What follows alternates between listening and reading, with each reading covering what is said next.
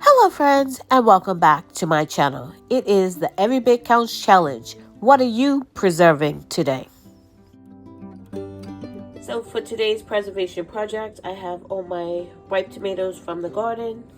And then I picked some basil and I have some garlic that I dried from the garden. And I am going to do diced tomatoes. And I'm going to leave the skins on as much as possible. Of course, cut out any spots that are not so desirable, but otherwise than that, I'm doing skins and all, because if I want to just throw them in, I do skins. Sometimes I put them in the blender, but yeah, I'm just gonna go ahead and do these diced tomatoes. Okay, so I rough chopped up my basil, and then I just minced my 2 cloves of garlic. I have one more here, and I'm just using my garlic press to do that. Skins and all, this one does it with the skins on it, and it comes out great, so you don't have to peel them. So this is the best tool I ever bought off of Amazon. It's a core, and I just basically just take it and core my, I'm trying to do this, kind of making sure I'm showing you what I'm doing, and trying not to dig it into my finger, which I have done, trying to do multiple things at once, as we all do. But yeah, I'm just going to take the core out, pop it out. And I used to do this with a paring knife, so if you don't have one of these, you can definitely do it with the paring knife. Okay, so I've cored all my tomatoes and washed them really good, because I am going to be using those skins. And I'm just going to start dicing them up and putting them into my, I washed and sanitized my jars, and they're just cooling a little bit, because this is going to be cold, but the jars are going to be a little warm, not piping hot right out of the, I use like a stock pot to sanitize them. So I've started to just dice up my tomatoes. A couple of them are still green, but that's okay. By the time they go into the canner and by the time I cook with them, they'll be just fine.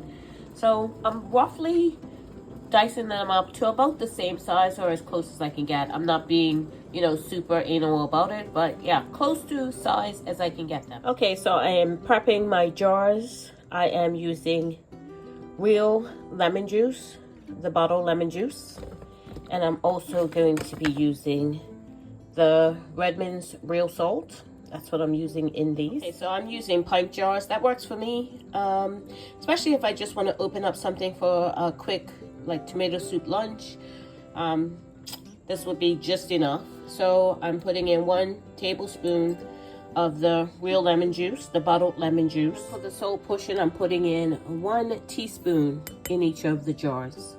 Okay, I'm going to start layering in my tomatoes, and I'm just going to put a little bit in, and then I'm going to put probably like a half a teaspoon or so of basil in each jar, and then I'm going to put a little bit of that minced up fresh garlic. If I can get a little bit on my knife, maybe I should have gotten a, yeah, you can't see what I'm doing. Oh yeah, you can. I'm looking over to my right to see what I'm doing over here with the garlic, and thinking that I had the camera facing of what I was doing. Actually, the camera's over here in the jar where it should be. Eventually, I'll get some garlic in there. Okay, so I've got about equivalent to half of clove of garlic, and then probably about 3 or 4 leaves of the basil, and I'm just filling the rest in with the tomatoes. I kind of put the basil and the garlic in the middle, and we're just filling the rest with tomatoes. And I'll pack it pretty tight, not like crushing the tomatoes, but pretty tight. And depending on how much juice is in this, as you can see, they're very juicy, I'll add some liquid to it. So I'm just making sure I'm distributing that garlic and basil throughout, evenly sort of, throughout all of them. So periodically I would stop fill it halfway or a little layer on the bottom, put the garlic and the basil in, making sure I have enough for what's left over. So I've got 2 more in the back to fill, and this is what I've got left of the basil and the garlic, and that's more than enough to fill those 2 jars. So just to give you a reference of how many approximately tomatoes fit in each pint-sized jars, because that's what I'm using, that right there is about 2 of these, and I kind of pushed it down, packed it down, so about 2 really good sized tomatoes will fit in 1 pint-sized jar. This one has a little bit more room. The 2 I put in here was a little bit smaller, so I'll add some more to that one. But about 2, I would say this is a pretty good size. That's my hand, and my hand is fairly, I wouldn't say it's a small hand, I wouldn't say it's a large hand. So sort of like a average size medium hand. And that is pretty big in my hand. So that size tomato in the jar, and it will fit 2 of those. Okay, so my jars are filled, and I am adding water if I need to in each of them. This is piping hot water. I would have just done this in the kettle, but I can control this little cup better than I can a kettle and a phone. So I'm going to debubble, the important debubble. Okay, so sometimes I just take the back, or sometimes I use this depending on how tightly it's packed, and just go down. I'm going to do 2 hands because I don't want to knock this over, and just debubble each jar. Have I forgotten to debubble? And is it essential? I say yes, it is essential, but I have forgotten. Those jars, and in tomatoes as well, in those jars, I use them right away. They seal fine and everything, but I did not want to take the chance of anything happening.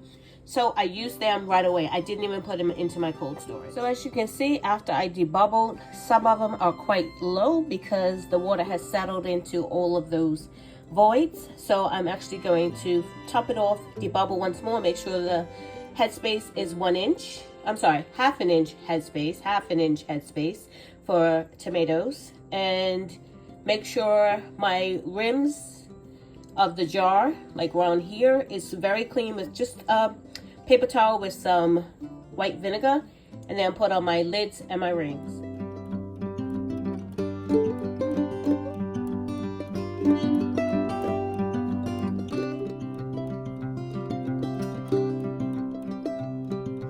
So this is one area I really struggled with, tightening down these rings, and I have in the past tightened them down too much, and then recently I've adopted this technique, if I can get this on. Let me see if I can get the next one on. Technique where you just tighten them down. Why is it that I turn? Okay, tighten them down, and then when it starts turning, you stop tightening. I've actually put 2 hands on it and tighten them down. I gotta straighten that one up. But that's where I've been going wrong, and I'm trying to correct that. There they are, going into the jar. That looks fantastic with the basil and the garlic in there.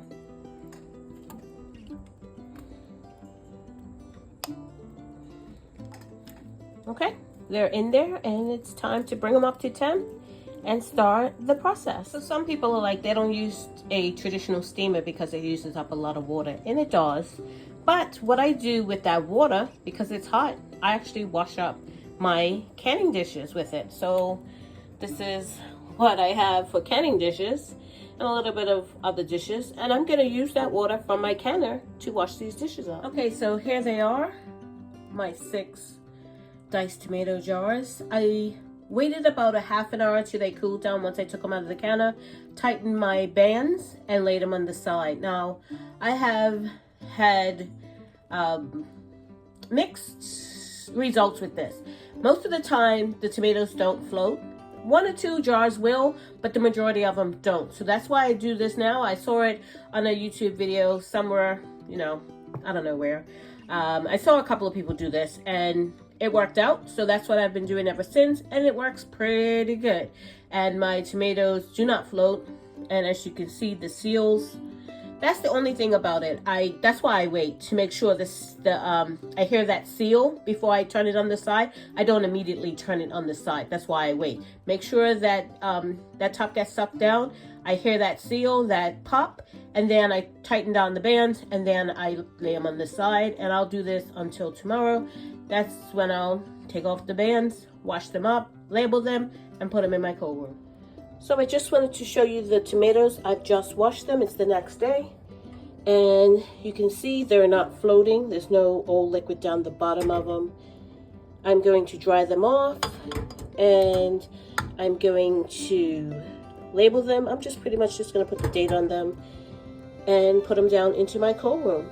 And that's how I dice and can my tomatoes for the Every Bit Counts Challenge. Thank you so much for watching. If you haven't subscribed, please subscribe and click that notification bell to be notified when I upload videos. God bless, and remember, stay safe and keep prepping.